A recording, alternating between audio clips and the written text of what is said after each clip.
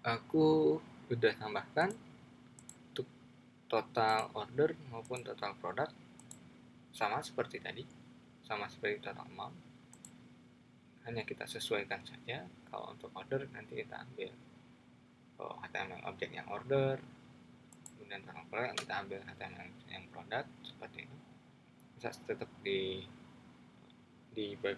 saya simpan di variable tot. Kemudian data source kita buat baru lagi dan juga sama seperti tadi, hanya yang berbeda adalah di bagian query-nya. Ini kita bisa counting berapa jumlah SK klien misalnya di tabel order untuk mengetahui berapa jumlah order yang terjadi pada range waktu itu.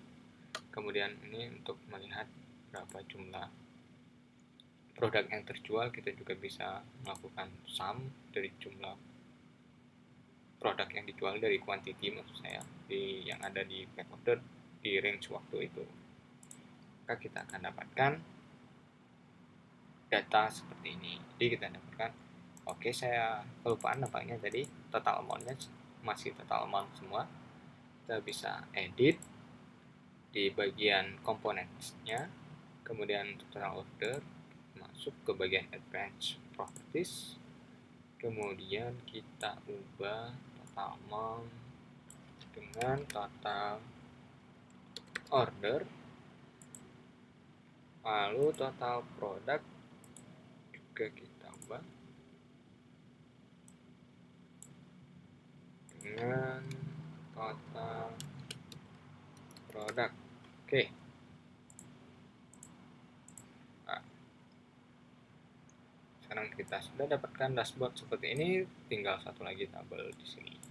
Jika kita ubah parameter yang ada di atas, nah, kita dapatkan berapa total amount yang dihasilkan atau yang didapatkan oleh perusahaan, kemudian penjualan yang terjadi ada berapa, total produk yang terjual ada berapa. Ini untuk bulan Januari doang, misalnya kita buka ini sampai March, atau ini dari Februari sampai Maret, 2 bulan saja. Kita bisa lihat trennya seperti apa, kita bisa lihat jumlah uang yang didapatkan, total order yang terjadi, total produk yang terjual, order by country-nya juga dari mana saja.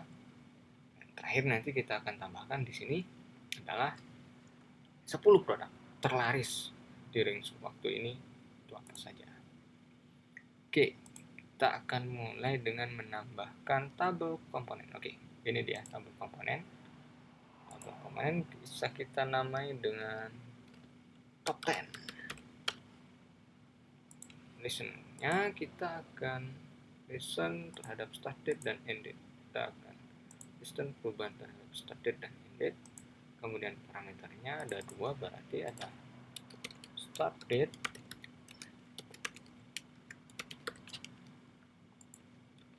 kemudian ada end date.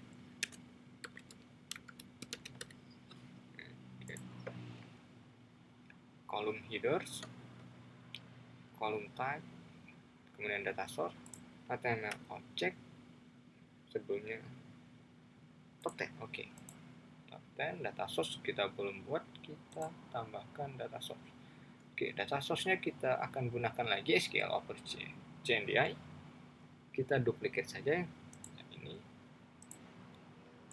Ubah namanya menjadi top 10 juga. Kemudian yang akan berubah hanyalah query-nya untuk mendapatkan 10 produk terlaris di range tersebut. Saya sebelumnya sudah menyiapkan query-nya. Jadi query-nya akan seperti ini. Kita ambil nama produknya as produk, kemudian produk line as kategori, kemudian jumlah produk yang terjual, kemudian berapa kali penjualan yang terjadi untuk produk tersebut dari tabel fact order, kemudian ambil waktunya, kemudian dimensi produk yang ada di range waktu sesuai parameter, kemudian kita grup berdasarkan produknya, lalu kita urutkan atau kita sort, kita order berdasarkan jumlah klien. Jumlah klien ini artinya adalah jumlah total order yang terjadi di range waktu tersebut. Jadi kita akan ambil produk yang paling banyak transaksinya. Jadi bukan paling banyak kuantitinya. Karena bisa saja satu transaksi tapi kuantitinya banyak. Kita ambil banyak transaksinya. Kemudian kita limit 10. Kita ambil 10 saja. Jadi seperti itu. Oke. Kita balik lagi ke komponen di bagian data source. Oke, jangan lupa disimpan terlebih dahulu. Source kita bisa tambahkan top 10. Oke, kita bisa lihat apa yang terjadi. Oke, itu dia tabelnya.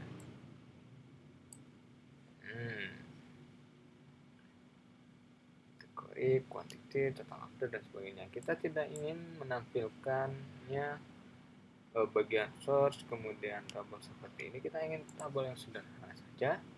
Kita bisa masuk ke bagian advanced property. Di bagian sini kita bisa matikan pagination. Pertama, kita tidak ingin ada pagination. Filter juga tidak ingin. Info filter juga tidak ingin. Sort juga tidak ingin. Stylenya kita pakai yang klasik saja menurut saya. Oke, kalau udah seperti ini bagaimana bentuknya?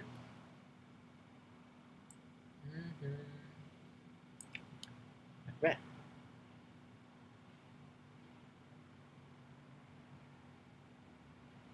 Oke, kita bisa perluas lagi. Ini menjadi 2 baris ya. Kita bisa perluas, sedangkan seperti angka quantity dan total order ini nggak terlalu luas ya lebarnya maksud saya. Jadi kita bisa kecilkan. Oke, kita bisa atur untuk lebarnya. Ada column width, ada ya 4 kolom. Kolom pertama misalnya kita atur width-nya menjadi berapa ya, 120 misalnya, kemudian ini juga 120, lalu yang ini juga 64, ini 64, ini kita ubah jadi 124, ini 128. Oke, adakah perubahan? Oke.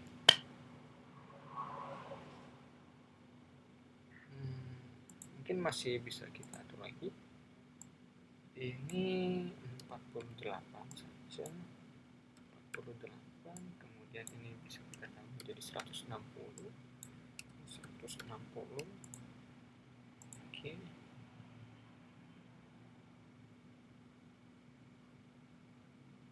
Ya, tidak jauh beda. Saya rasa juga sudah cukup baik. Jadi sekarang kita sudah punya data seperti berikut. Jika kita ubah ini menjadi 2005, kita bisa dapatkan bulan Januari ternyata per hari ada 2 order. Nah, kuantitinya banyak sekali, walaupun 2 order saja yang terjadi. Oke, kita ambil 3 bulan saja misalnya. Kita bisa lihat total amount-nya, tren penjualannya, kemudian total ordernya berapa, total produk yang terjual ada berapa, negara-negara mana saja yang banyak melakukan order pembelian, pemesanan, kemudian 10 produk terbaik atau terlaris selama waktu tersebut apa saja. Kita bisa lihat di sini semua. Jadi ini dashboard yang sudah kita bikin, jangan lupa untuk disimpan. Kemudian kita bisa membukanya di tab baru untuk melihatnya lebih luas ya. Cukup panjang tutorial kali ini menurut saya. Semoga Anda masih mengikuti sampai di akhir ini. Saya rasa cukup.